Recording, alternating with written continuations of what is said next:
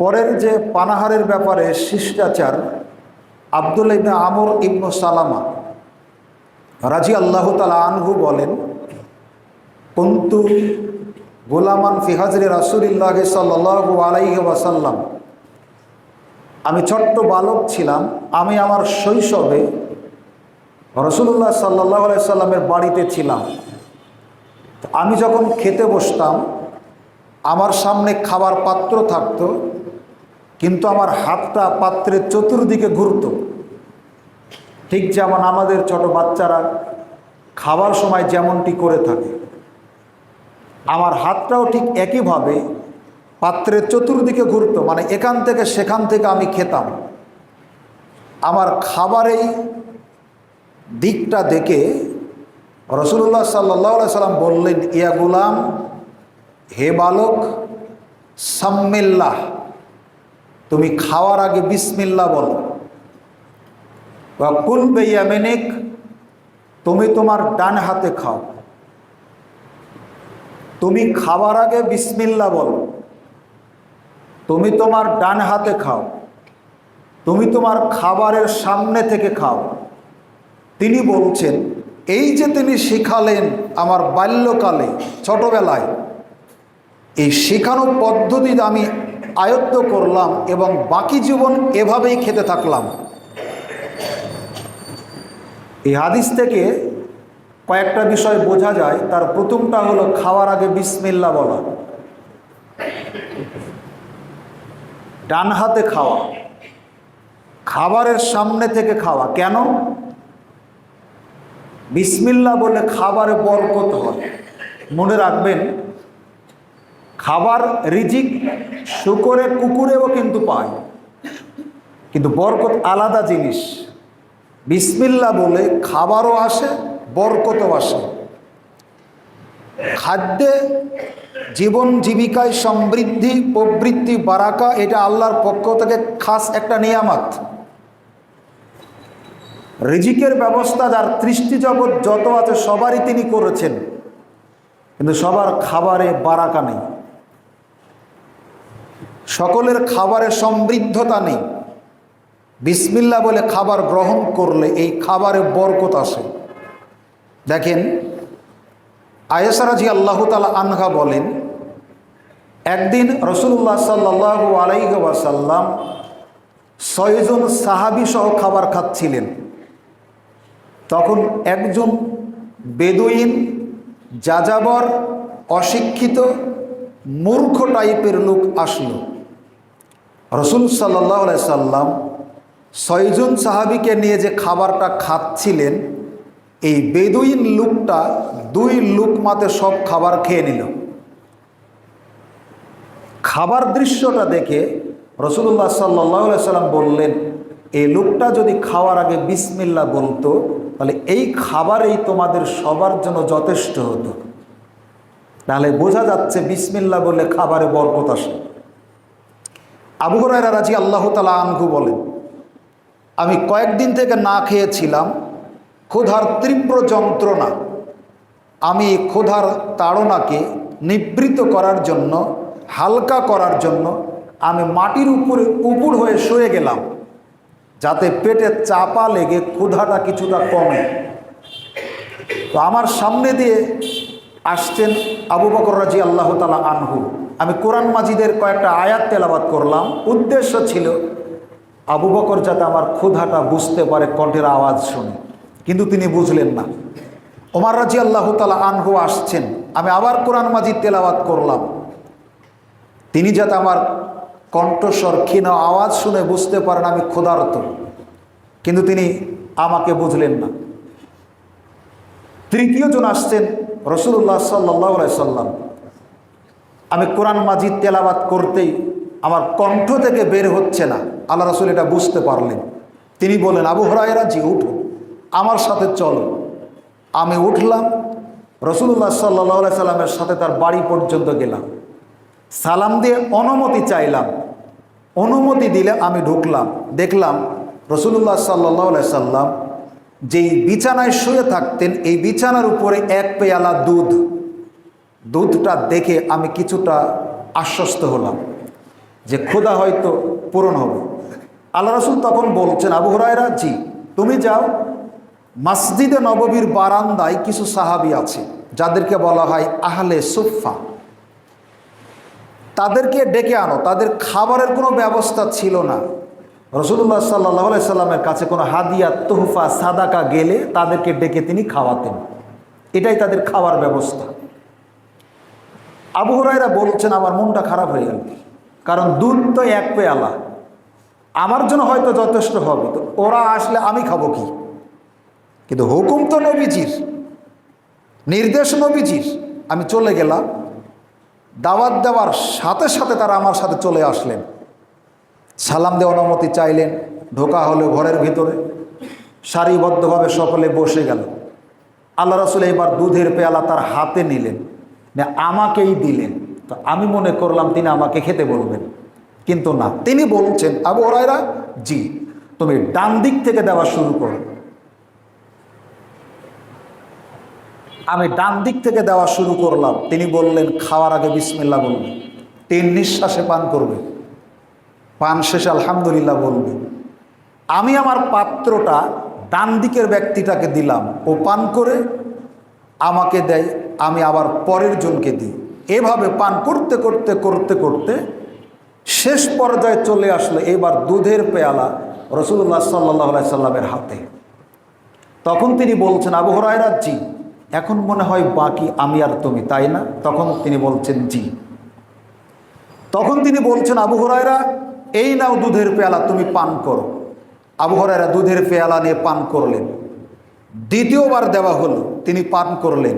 তৃতীয়বার দেওয়া হলো, তিনি পান করলেন। চতুর্থবার দিতে চাচ্ছেন, তখন আবু হুরায়রা বলছেন, ওই আল্লাহর কসম, যিনি আপনাকে সত্য নবী করে পৃথিবীতে পাঠিয়েছেন, আমার পেটে তিল ধারণের মতো আর কোনো জায়গা নেই। যখন আবু হুরায়রা এই কথা বললেন, তখন বাকি দুধটুকু রাসূলুল্লাহ সাল্লাল্লাহু আলাইহি সাল্লাম পান করলেন। জিজ্ঞেস করা হলো, ওই মসজিদে নববীর বারান্দায় এরকম কতজন অসহায় সাহাবী থাকতেন? বলা হলো প্রায় 70 থেকে 80 জন। দুধ হলো 1 পেয়ালা। বোঝাতে চাচ্ছিলাম বিসমিল্লাহর বরকত। খাবার তো বেশি, তাই না? আমরা বরকতের কথাটা ভুলে গেছি। এই সিজনের যেই পরিমাণ ধান হওয়া দরকার, আমার মনে হয় ইরিন সিজনের ফসলের ফলন ফেল করবে। এই সিজনের ফসল মানুষ আর এত নামাজ পড়ে কি করবে? নামাজ না পড়েও যদি এত ধান আল্লাহ দেয়, নামাজ পড়ে কি করবে? এই জন্য মাঝে মধ্যে একটু বন্যা টন্যা দিয়ে স্মরণ করায় যে আমি আসি, তোমরা আমাকে ভুলে যেও না। আমাদের খাবার আছে যথেষ্ট, বরকত কি করবেন? এই জন্য নষ্ট করি, ফেলে দিই, হেফাজত করতে চাই না। তারা বুঝতেন। জাবের রাদিয়াল্লাহু তাআলা আনহু বলেন, আল্লাহ রাসূল আমাদের একদল সৈন্য প্রেরণ করলেন কোনো এক যুদ্ধে। আমাদের সাথে খাবার কিছু ছিল না, অনেক সৈনিক আমরা ছিলাম। 1 থলে খেজুর আর 1 মশক পানি দিলেন খাবার হিসেবে। রাস্তাতে যেতে যেতেই খাবার ফুরিয়ে গেল, যুদ্ধের ময়দানে পৌঁছতে পারিনি। সেনাপতি আমাদের একত্রিত করে বললেন, যার কাছে খাবার যা আছে একত্রিত করো। আমরা সবার খাদ্য একত্রিত করলাম। প্রতিদিনের জন্য একজন সৈনিকের জন্য 1টা করে খেজুর বরাদ্দ দেওয়া হতো। এই হাদিসের বর্ণনাকারী জাবেরকে অন্য সাহাবী জিজ্ঞাসা করছেন, আপনারা 1টা খেজুর নিয়ে কি করতেন? তখন তিনি বলছেন, এই 1টা খেজুরের দাম যে কত, যেই দিন এই 1টা করে খেজুর দেওয়া বন্ধ হলো, তখন আমরা বুঝতে পারতাম। মানে এমন একদিন আসলো, এই 1টা করে খেজুর দেওয়াও বন্ধ হয়ে গেল। সাহাবীরা বলছেন, হাতের লাঠি দিয়ে আমরা গাছের নরম পাতাতে বাড়ি দিতাম, নামাতাম, পানিতে কষলিয়ে আমরা এটা পান করতাম। এক পর্যায়ে আমাদের পায়খানা ছাগলের লাদির মতো হয়ে গেল। তারা বুঝতেন। তিনি বলছেন, এই খেজুরটা মুখে দিয়ে চুষতাম আর পেট ভরে পানি পান করতাম, খেজুরটা আবার বের করে রেখে দিতাম। রাসূলুল্লাহ সাল্লাল্লাহু আলাইহি সাল্লাম খায়বার খন্দকের যুদ্ধের দিন, বিশাল খন্দক মানে আমরা বুঝি, যদিও শব্দটা আরবি, গর্ত। খন্দক মানে গর্ত। এই গর্ত খনন করছেন, করতে করতে একটা বিশাল পাথর বের হলো। সাহাবীরা ভাঙতেও পারছেন না, সরাতেও পারছেন না। নবীজিকে বলা হলো, তিনি গেলেন, শক্ত করে কোমরটা বাঁধলেন। কোনো কিছু হাতে এনে জুড়ে আঘাত করছেন। তো করার আগে জাবের রাদিয়াল্লাহু তাআলা আনহু বলছেন, আমি দূর থেকে দেখলাম নবীজি যখন তার দুই হাত উত্তোলন করছেন, তখন তার পেটের দিকে লক্ষ্য করলাম ছোট ছোট কয়েকটা পাথর বাঁধা আছে। ক্ষুধার যন্ত্রণাকে লাঘব করার জন্য, হালকা করার জন্য পেটে তিনি পাথর বেঁধে আছেন। তিনি বলছেন, এই দৃশ্যটা আমাকে খুব কষ্ট দিল, আমার জন্য কষ্টদায়ক মনে হলো, আমি খুব দুঃখ পেলাম। আমি ছুটে গেলাম বাড়িতে, আমার স্ত্রীকে ডেকে বললাম, নবীজিকে এই অবস্থাতে দেখেছি, দেখো তো তার জন্য খাবার কোনো ব্যবস্থা করা যায় নাকি। তখন তিনি বলছেন, আমাদের বাড়িতে একসা পরিমাণ জব আছে, 2.5 কেজি পরিমাণ জব, আর ছোট্ট একটা ছাগলের বাচ্চা আছে। তো ঠিক আছে, অসুবিধা নেই, তুমি জবটা পিষে আটা করো। তিনি ছাগলটা জবেহ করে দিলেন। এবার নবীজির কাছে গিয়ে তাকে ডেকে একাকী বলছেন যে, আপনি সহ 2-4 জন সাহাবীকে নিয়ে আমার বাড়িতে যাবেন, দাওয়াত রইল। তো আল্লাহ রাসূল তখন দাঁড়িয়ে খন্দকের যুদ্ধের সাহাবীদেরকে লক্ষ্য করে বলছেন, হে খন্দকের সাহাবীরা শোনো, তোমাদের ভাই জাবের দাওয়াত দিয়েছে, চলো তার বাড়িতে খাবার যেতে হবে। তো জাবের বলছেন, এখন উপায়, আমার আপনার মতো যদি মানুষ হয় তো ওই বরকির বাচ্চা তো জবই করা লাগবে না, তাজাই খেয়ে ফেলবো, তাই না? আর 2.5 কেজি পরিমাণ জব পিষে আটা করে তারই রুটি। জাবের বলছেন, এখন কি উপায় হবে? তখন তিনি নবীজির আগে আগে ছুটে যাচ্ছেন বাড়ির দিকে। তার স্ত্রীকে বলছেন যে, তুমি যেভাবে বললে আমি তো এভাবেই বললাম। আল্লাহ রাসূলকে 2-4 জন সাহাবী সহ আসতে, তিনি তো খন্দকের যুদ্ধের সব সাহাবীকেই দাওয়াত দিয়েছেন আমার পক্ষ থেকে। তখন জাবের স্ত্রী বলছেন, আমাদের খাদ্যের যে পরিমাণ সামর্থ্য, এ ব্যাপারে নবীজিকে বলেননি? তখন জাবের রাদিয়াল্লাহু তাআলা আনহু বলছেন, হ্যাঁ এটা অবশ্য বলেছি, আমাদের সামর্থ্যের কথা নবীজিকে বলেছি। তখন জাবের স্ত্রী বলছেন, তাহলে কোনো টেনশন করবেন না, আল্লাহই ব্যবস্থা করবেন। সুবহানাল্লাহ। এরকম স্বামী স্ত্রী যদি পৃথিবীতে হয়, জান্নাতের বাস্তব নমুনারা দুনিয়াতে থাকতেই দেখতে পাবে। স্বামীকে সান্ত্বনা দিচ্ছেন। আমাদের খাদ্যের সামর্থ্য, খাদ্যের পরিমাণের ব্যাপারটা নবীজি জানেন না, আপনি বলেননি? তখন জাবের রাদিয়াল্লাহু তাআলা আনহু বলছেন, হ্যাঁ তা বলেছি। তখন তার বউ তাকে সান্ত্বনা দিচ্ছেন, তাহলে চিন্তা করবেন না, আল্লাহ একটা ব্যবস্থা করবেন। আল্লাহ রাসূল বললেন, জাবের শোনো, আমি তোমার বাড়িতে যাওয়ার আগ পর্যন্ত আটা খামির করে ঢেকে রাখবে, রুটি বানাতে শুরু করবে না। গোশতটা রান্না করে হাঁড়ির উপরে থাকবে, তুমি নামাবে না, ঢাকা রাখবে। আল্লাহ রাসূল চলে গেলেন জাবেরের বাড়িতে, মুখের ভিতরে আঙ্গুল ঢুকিয়ে লালা বের করলেন। লালা বের করে খামিরের চতুর্দিকে দিলেন, ঢেকে দিলেন। গোশতের হাঁড়ির চতুর্দিকে লালাটা দিলেন, ঢেকে দিলেন। এবার বললেন, তোমার প্রতিবেশী মহিলাদেরকে ডাকো। কেন? যাতে তোমার বইয়ের কাজে সহযোগিতা করতে পারে। আমাদের বইয়ের গায়ে অত জোর নাই, তারপরে যতদূর শক্তি আছে, 2.5 কেজি জব পিষে আটা করে খামির বানিয়ে রুটি করা একজন মহিলায় যথেষ্ট।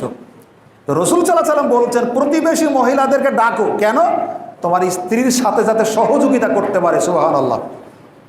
ডাকা হলো, রুটি বানাতে শুরু করা হলো। আল্লাহ রাসূল বলছেন, 10 জন করে সাহাবী ঢুকাও। 10 জন করে সাহাবী ঢুকছেন। খাদ্যের মান একটু বোঝেন, জিভে পানি এসে যায়নি? গোশত আর রুটি, এটা কি তখনকার সময়ে সর্বোচ্চ খাবার সারা পৃথিবীর মধ্যে। এর নাম হলো শারিদ। এর আগে বলেছি একদিন, মনে থাকার কথা। এই খাবারের নাম হলো শারিদ। সবচাইতে উন্নত খাবার গোশতের ঝোল আর রুটি, এটার নাম হলো শারিদ, এই খাবারের নাম। 10 জন করে সাহাবী ঢুকছেন, খাচ্ছেন তৃপ্তি সহকারে। যখন পারছেন না তখন বের হয়ে যাচ্ছেন। এভাবে 10 জন করে সাহাবী ঢুকছেন। সর্বশেষে জাবের রাদিয়াল্লাহু তাআলা আনহু বলছেন, আল্লাহ রাসূল খেলেন, আমি আমার পরিবারকে নিয়ে পেট ভরে খেলাম, প্রতিবেশী মহিলারা যারা এসেছিল তারা খেলো, শেষ পর্যন্ত প্রতিবেশী যারা এসেছিল তাদের বাড়ির জন্য বেঁধে দিলাম। আল্লাহর কসম, আমি বুঝতে পারছি না রাসূল সাল্লাল্লাহু আলাইহি ওয়াসাল্লাম এবং তার সাহাবীরা খাওয়ার আগে যেই পরিমাণ খাবার ছিল, খাওয়ানোর পরে সেই পরিমাণই আছে না আরও বেশি আছে। বোঝাতে পারে?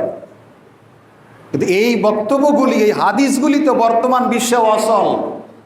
আমরা যতই ভদ্র হচ্ছি তত কুকুর শুকুরের চাইতে খারাপ হচ্ছি। শিষ্টাচার, তাকুয়া, নীতি নৈতিকতা আমাদের কোথাও যেন নেই। তাহলে বলছিলাম খাবার আগে বিসমিল্লাহ বলা গুরুত্বপূর্ণ একটা জিনিস, খাদ্যে বরকত লাভের গুরুত্বপূর্ণ একটা বিষয়।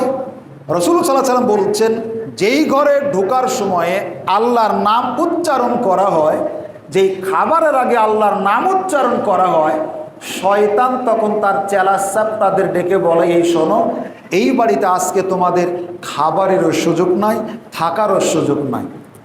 আর যেই বাড়িতে ঢোকার সময় আল্লাহর নাম নেওয়া হয় না, খাবার আগে বিসমিল্লাহ বলা হয় না, শয়তান তাদের চেলাচাপ তাদের ডেকে বলে, এই বাড়িতে তোমাদের খাবারেরও ব্যবস্থা আছে, থাকারও ব্যবস্থা আছে। তাহলে যেই বাড়িতে বা খাবারের আগে বিসমিল্লাহ বলা হয় না, সেখানে শয়তানকে সুযোগ করে দেওয়া হয়। আপনি যদি মনে করেন এত ধান চাল কে খাবে, শয়তান একটু খাক, অসুবিধায় কি, তাহলে ঠিক আছে। আর যদি আপনার অনুভূতি এমনটা হয়, মেজাজটা এমন হয় যে আমার খাদ্যে শয়তানকে ভাগ বসাতে দিব না, তাহলে আপনাকে বিসমিল্লাহ বলতে হবে। আয়েশা রাদিয়াল্লাহু তাআলা আনহা বলেন, রাসূলুল্লাহ সাল্লাল্লাহু আলাইহি ওয়াসাল্লাম বলেছেন, কেউ যদি বিসমিল্লাহ বলতে ভুলে যায়, এরকম হয়তো অনেক সময় ক্ষুধা লেগেছে অনেক, 2-3 বার নেওয়ার পর মনে হয় বিসমিল্লাহ তো বলা হয়নি। আল্লাহ রাসূল বলছেন, খাওয়ার শুরুতে কেউ যদি বিসমিল্লাহ বলতে ভুলে যায়, তাহলে সে যেন বলে বিসমিল্লাহি আউয়ালাহু ওয়া আখিরাহু। বলেন তো সবাই, বিসমিল্লাহি আউয়ালাহু ওয়া আখিরাহু। একটু দরকার মাঝে মধ্যে একটু মুখস্থ করে যান, বিসমিল্লাহি আউয়ালাহু ওয়া আখিরাহু। যখনই স্মরণ হবে যে বিসমিল্লাহ বলেননি, তখনই পড়ে নেবেন, বিসমিল্লাহি আউয়ালাহু ওয়া আখিরাহু, বিসমিল্লাহি আউয়ালাহু ওয়া আখিরাহু, বিসমিল্লাহি আউয়ালাহু ওয়া আখিরাহু।